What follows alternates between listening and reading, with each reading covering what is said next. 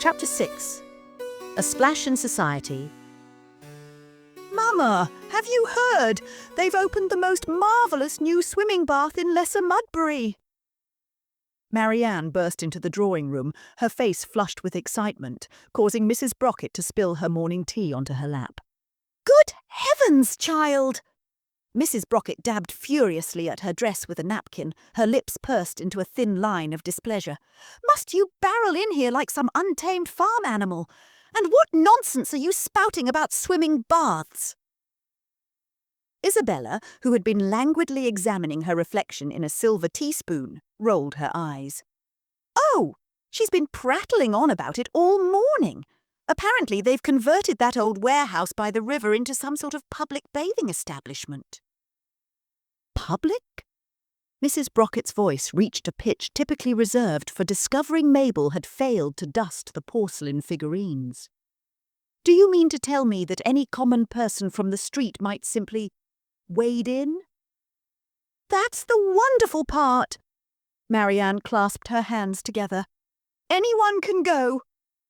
Why, I heard the baker's wife saying that even the butcher's family went yesterday, and the butcher's youngest got a terrible nose full of water and sneezed right in.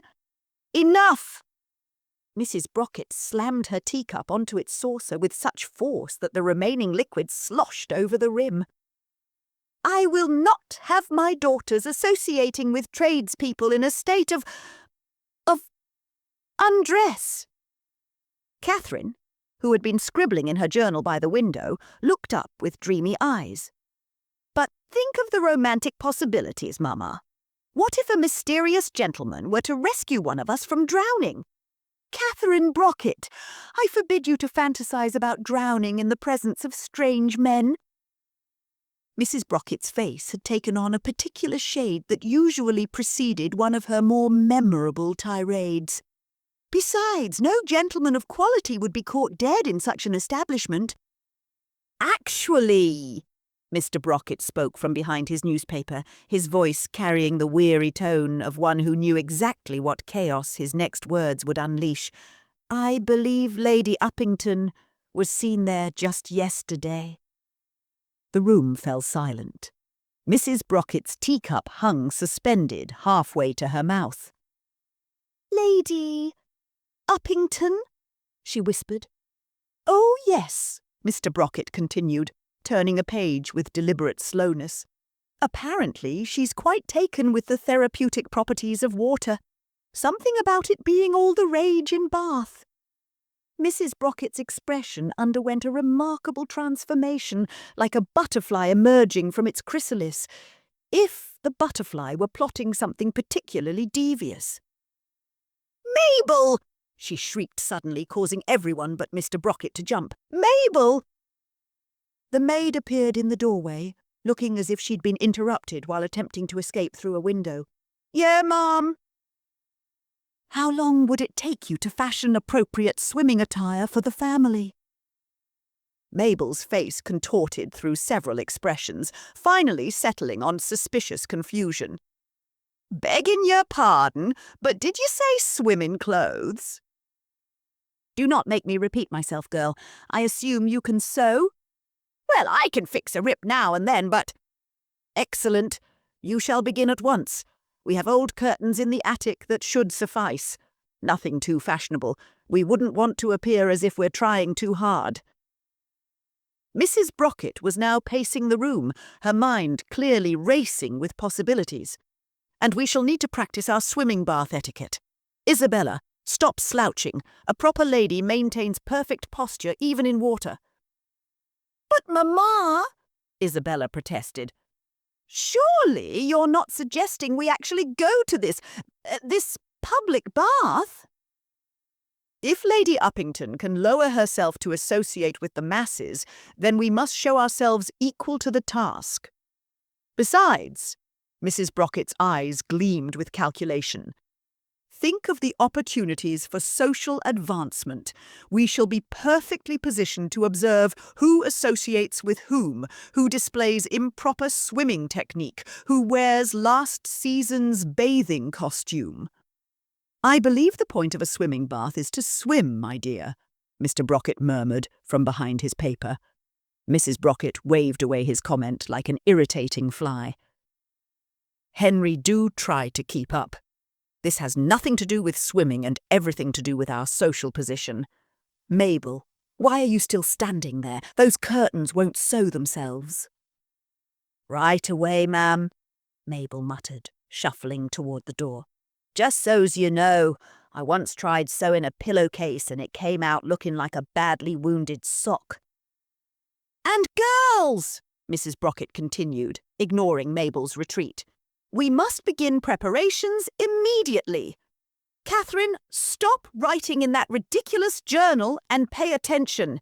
Marianne, close your mouth. You look like a startled fish. Isabella, do attempt to look less like you're attending your own funeral. But, Mama, Marianne ventured, shouldn't we perhaps learn to swim first? Mrs. Brocket paused in her pacing, fixing her middle daughter with a look that could have frozen the Thames. Learn to swim? My dear girl, do you imagine Lady Uppington learned to swim before gracing the swimming bath with her presence? No, no. What matters is how one carries oneself. The actual swimming is quite secondary. I believe drowning might object to that assessment, Mr. Brocket commented dryly. Henry, if you cannot contribute constructively to this conversation, I must insist you remain silent. Mrs. Brocket clapped her hands together. Now then, we shall need to practice our swimming bath entrance. Isabella, stand up straight and glide across the room as if you're entering the water. No, no, you look like you're fleeing from creditors. Catherine, stop pretending to swoon. Marianne, oh, good heavens, what are you doing with your arms? I thought I might try swimming motions. Absolutely not. We are not common ducks flapping about in a pond. We are the Brockets, and we shall bring elegance and refinement to this swimming bath, whether it wants it or not. The girls exchanged glances as their mother continued to pace, now muttering to herself about the proper angle at which to hold one's nose above water. I suppose, Isabella sighed, we should be grateful she hasn't suggested inviting the entire neighbourhood to witness our first swimming attempt. Mrs. Brocket stopped dead in her tracks, her eyes widening. Isabella, my dear, what an absolutely magnificent idea! Mr. Brocket's newspaper lowered just enough to reveal his raised eyebrows. I believe that was meant to be sarcasm, my dear. Nonsense! We shall make it an event.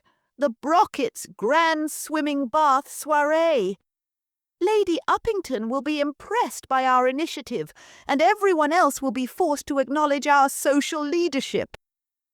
Mrs. Brocket's voice had taken on the particular tone that usually preceded social disaster. Mabel, Mabel, where has that girl gone? We shall need invitations. From somewhere upstairs came the muffled sound of curtain rods clattering to the floor, followed by what might have been creative cursing. But, Mamma, Catherine ventured, wouldn't it be wise to at least visit the swimming bath once before hosting an event there? Mrs. Brocket waved away such practical concerns. Details, my dear, mere details. Now, who has a quill? We must begin drafting the guest list immediately. And Marianne, do stop making those ridiculous paddling motions with your hands. We are not otters. As Mrs. Brocket settled herself at the writing desk, already composing grandiose invitations in her mind, Mr. Brocket disappeared completely behind his newspaper, leaving only the slight shaking of the pages to betray his silent laughter. The following morning brought the unmistakable sounds of destruction from the attic, punctuated by Mabel's increasingly creative vocabulary. Mrs. Brocket stood at the foot of the stairs, directing operations with all the authority of a general commanding troops into certain doom. Mabel, do be careful with those curtains. They're at least 30 years old and irreplaceable. Same as me own sanity, came the muffled reply. followed by an ominous ripping sound. Mrs. Brocket ascended the stairs with the grim determination of one mounting the scaffold. She found Mabel tangled in yards of moth-eaten velvet, surrounded by a massacre of fabric scraps and broken curtain rods. "Good heavens!"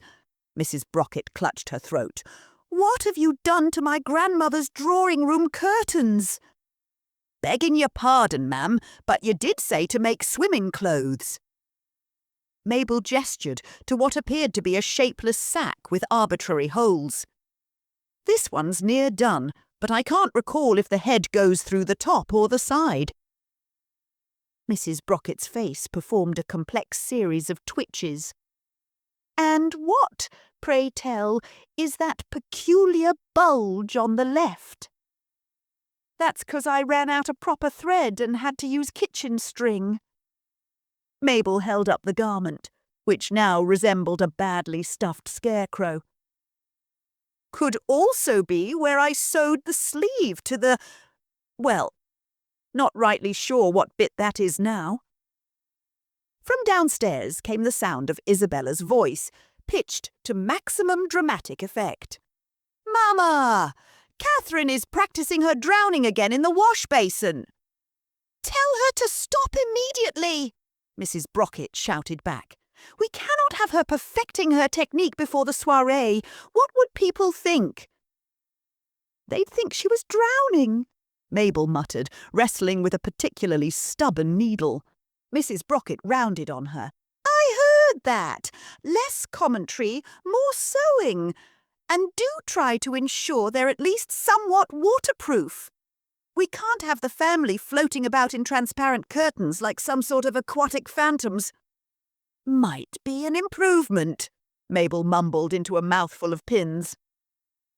The afternoon brought no improvement.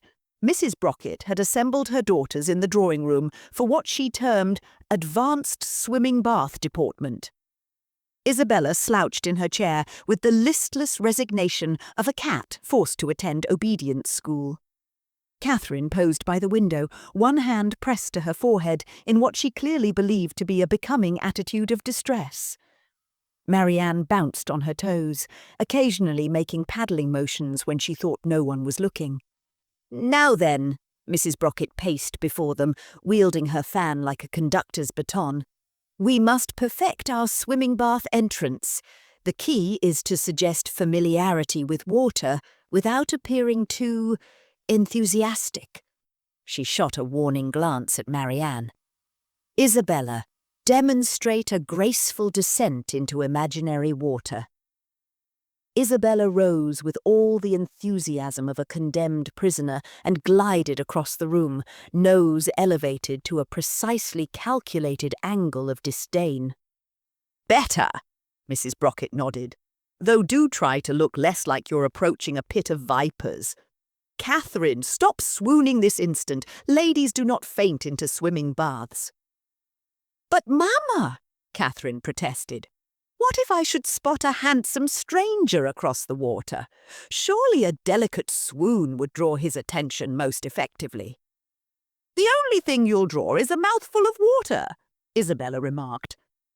"Precisely," Mrs. Brocket agreed. "Besides, any gentleman worth catching would be far more impressed by a display of elegant paddling. Now then, we must practice our water conversation. Remember, ladies of quality do not splash, shriek, or under any circumstances discuss the temperature of the water." "What are we supposed to talk about then?" Marianne asked. "The usual topics, of course. The weather." "But wouldn't that include mentioning if it's too cold to swim?" "The latest fashions." "In swimming costumes?" "And appropriate gossip about our social inferiors." Mrs. Brocket's voice had taken on the strained quality of one explaining basic arithmetic to a particularly dense pudding. From upstairs came a tremendous crash, followed by Mabel's voice. "Don't fret, ma'am. I'm pretty sure that weren't the box with your mum's wedding dress." Mrs. Brocket closed her eyes briefly, as if praying for strength. Now then, we must practice our swimming motions. Arms at precisely 45 degrees, legs together. But, Mama, Marianne interrupted, I don't think that's how swimming actually— Marianne, if I have told you once, I have told you 1,000 times. This has nothing to do with swimming and everything to do with maintaining our social position. Now, observe. Mrs. Brockett demonstrated what she believed to be a refined swimming motion, which made her look rather like a particularly genteel windmill in distress. Mr. Brockett, who had been attempting to read in his study, poked his head around the door. "My dear, are you quite certain you wouldn't prefer to take a few actual swimming lessons before—" "Henry, you are interrupting vital social training." Mrs. Brockett paused in her flailing to fix him with a glare. "Unless you have something constructive to contribute regarding the proper angle at which to hold one's chin while treading water." "I believe I hear my library calling." Mr. Brockett retreated hastily. The rest of the afternoon dissolved into chaos. Mabel appeared periodically with increasingly bizarre garments that seemed to defy both fashion and physics. Catherine insisted on practicing her drowning cough until she actually choked on her own saliva. Isabella refused to move her arms above elbow height, claiming it would ruin her carefully cultivated air of elegant ennui. "Mama," Marianne ventured eventually, "shouldn't we perhaps visit the swimming bath first, just to see how other people—" "Absolutely not!" Mrs. Brockett's voice could have shattered ice. "We are trendsetters, not followers. When we make our grand entrance at the soirée, every eye will be upon us. We shall establish the proper way to conduct oneself in a public bathing establishment, and lesser Mudbury society will follow our lead." "Either that, or it'll serve as a cautionary tale for generations," Mabel muttered, struggling past with what appeared to be a curtain that had mated with a tablecloth. "What was that?" "I said these swimming costumes will be talk of the town," Mabel amended smoothly. "Indeed they shall," Mrs. Brockett preened, completely missing the horror in her daughter's expressions as they examined their designated outfits. "Now then, girls, from the beginning. Enter the room as if it were water, maintain perfect posture, and remember, we are not common ducks. We are sophisticated swans."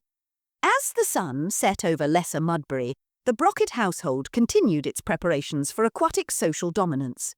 In the attic, Mabel conducted warfare with needle and thread. In the drawing room, 3 increasingly desperate young ladies attempted to master the art of refined drowning. And at the centre of it all, Mrs. Brockett orchestrated chaos, with the unwavering conviction of one who believed that social superiority could triumph over even the basic laws of physics.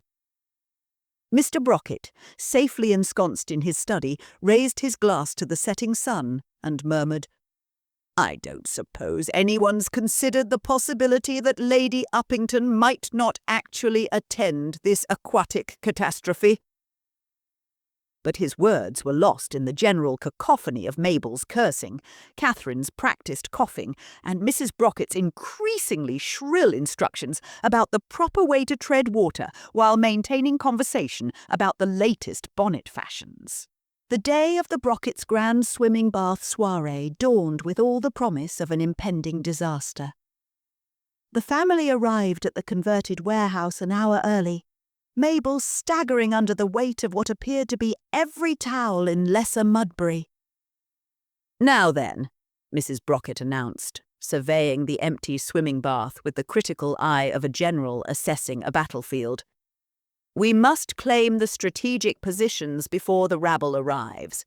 Isabella, you shall position yourself near the shallow end. The light there will be most becoming. Catherine, do try to contain your drowning fantasies to the middle section where you'll be most visible. Marianne, perhaps it's best if you remain near the steps." "But, Mama, I've been practicing my—" Yes, dear, we all remember the incident with the horse trough. Mrs. Brockett shuddered delicately. Mr. Brockett, do attempt to look less like you're attending an execution. I make no promises, Mr. Brockett murmured, eyeing his curtain-derived swimming costume with profound suspicion.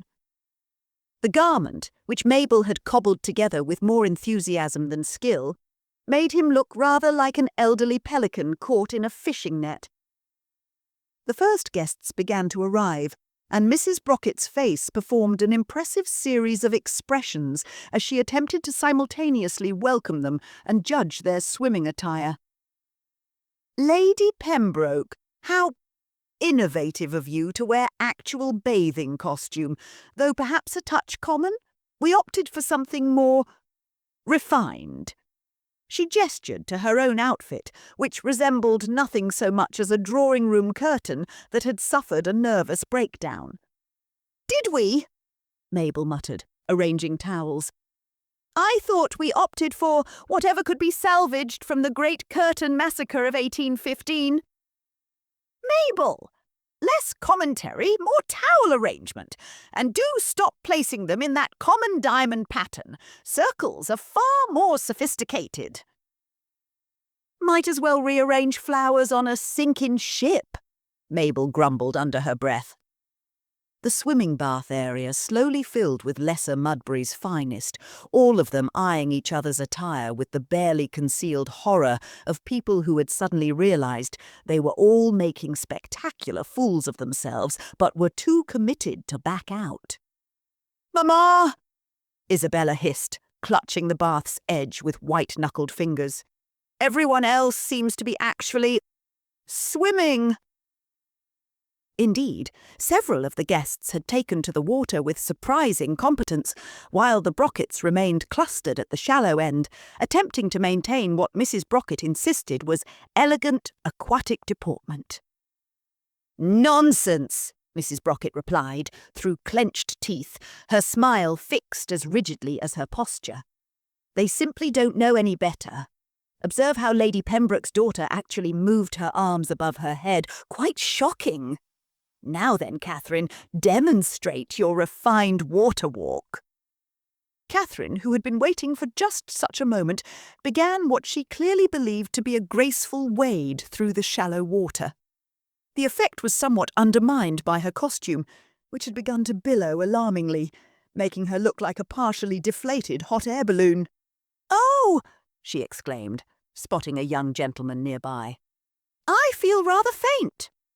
She began to swoon with practiced precision, only to be thwarted by the water's buoyancy, which caused her to bob back up like a particularly dramatic cork. "The water appears to be refusing to cooperate with your romantic aspirations," Isabella observed dryly.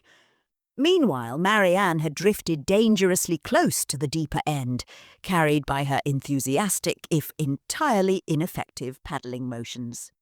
"Mama, I think I'm actually swimming, though I do seem to be moving sideways rather than forward." "Marianne Brockett!" Mrs. Brockett's voice could have frozen the bath solid. "Return to the shallow end this instant. Ladies do not venture into depths that would require actual swimming." "But the butcher's wife is doing rather well in the deep end," Mr. Brockett commented, watching as the woman in question executed a perfectly respectable breaststroke. "The butcher's wife," Mrs. Brockett replied with devastating emphasis, "is not attempting to maintain social superiority while submerged." A ripple of excitement suddenly passed through the assembled guests. Lady Uppington had arrived. Mrs. Brockett's face lit up with triumphant vindication. "You see? I knew she would come. Quick, girls, assume your positions. Isabella, stop clinging to the edge like a terrified barnacle. Catherine, this is not the moment for another swooning attempt. Marianne. Oh, good heavens, someone fetch her before she drifts into the deep end." Lady Uppington surveyed the scene with the bemused expression of one who had wandered into a particularly bizarre dream. Her eyes travelled from the Brockets in their curtain couture to the other guests attempting to navigate the social complexities of public swimming, and finally to Mabel, who was now arranging towels in what appeared to be a deliberate approximation of a rude gesture. "Mrs. Brocket?" Lady Uppington called out, remaining safely on dry land. "I must say this is unexpected." "Lady Uppington," Mrs. Brocket attempted to curtsy while keeping her head above water, achieving neither goal particularly well. "We were so inspired by your progressive approach to aquatic recreation that we simply had to follow your excellent example." "My example?" Lady Uppington's eyebrows achieved new heights of aristocratic confusion. "Why, yes! Mr. Brocket mentioned that you frequently visit this establishment." "I?" Lady Uppington looked positively baffled. "My dear Mrs. Brocket, I have never set foot in this swimming bath. I believe you must have confused me with Lady Uppington of Greater Mudbury. Dreadful woman, no sense of propriety at all. I merely stopped by today because I heard the most extraordinary rumours about the Brocket family hosting some sort of aquatic social event, and I simply had to see for myself if they could possibly be true." The silence that followed was broken only by the sound of water lapping against the bath's edges and what might have been Mr. Brocket attempting to disguise a laugh as a cough. Mrs. Brocket's face underwent a remarkable transformation, cycling through shock, horror and mortification before settling on a rictus of social determination. Yes. Well, we are nothing if not innovative in our approach to social leadership." At that moment, several things happened at once. Catherine, seizing what she saw as her last opportunity for romantic drama, attempted another swoon, this time managing to pull Isabella off balance in the process. Isabella, in her desperation to maintain her dignity, grabbed the nearest support, which happened to be Marianne, who had finally succeeded in paddling her way back to the shallow end. This created a sort of domino effect that sent all three girls splashing into the water, generating a wave that broke over Mrs. Brocket's carefully arranged coiffure with devastating accuracy. "My hair!" Isabella surfaced with a shriek that could have shattered glass. "Mama, you promised the water wouldn't touch my hair." "I believe," Mr. Brocket observed from his safe position near the steps, "that the water has rather different ideas about the matter." Mrs. Brocket stood in waist-deep water, her costume billowing around her like a shipwrecked hot air balloon, her hair plastered to her face, and her expression suggesting that she was seriously wishing the swimming bath to be drained and filled with stone. Lady Uppington's voice cut through the chaos like a knife through butter. "Well, this has been most illuminating. Do excuse me, I believe I hear my carriage calling. Though I must say, Mrs. Brocket, your swimming costumes are quite unique. One might almost say they have a certain curtain call about them." As Lady Uppington made her elegant exit, Mrs. Brocket remained frozen in place, her dignity as waterlogged as her outfit. The other guests began to drift away, trying very hard not to look like they were fleeing. "Well," Mr. Brocket finally broke the silence, "I suppose we can safely say we've made quite a splash in Lesser Mudbury society." "Henry," Mrs. Brocket's voice could have frozen the Thames, "if you value your continued existence, you will never mention this day again."